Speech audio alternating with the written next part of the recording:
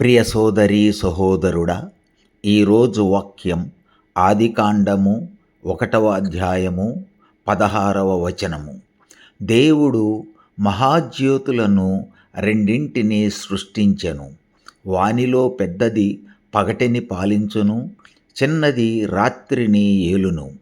ఆయన నక్షత్రములను కూడా సృష్టించెను.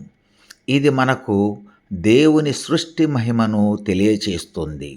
దేవుడు సూర్యుడిని పగటిని వెలుగుతో నింపడానికి, చంద్రుడిని రాత్రిని మృదువైన కాంతితో అలంకరించడానికి సృష్టించాడు.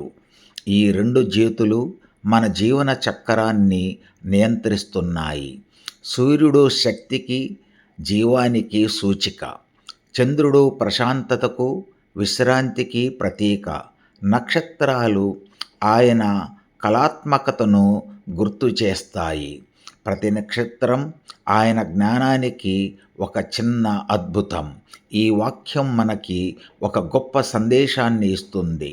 దేవుడు సృష్టించిన ప్రతిదానికి ఒక ప్రత్యేక ఉద్దేశం ఉంది. పగలు రాత్రి, వెలుగు చీకటి రెండూ అవసరమే. అలాగే మన జీవితంలో సుఖదుఖాలు, జయాపజయాలు రెండూ సమతుల్యంగా ఉండాలి. కాబట్టి ఈ సృష్టి చమత్కారాన్ని గుర్తించి దేవుని మహిమను స్తుతిద్దాం. ఆమేన్, ఆమేన్, ఆమేన్.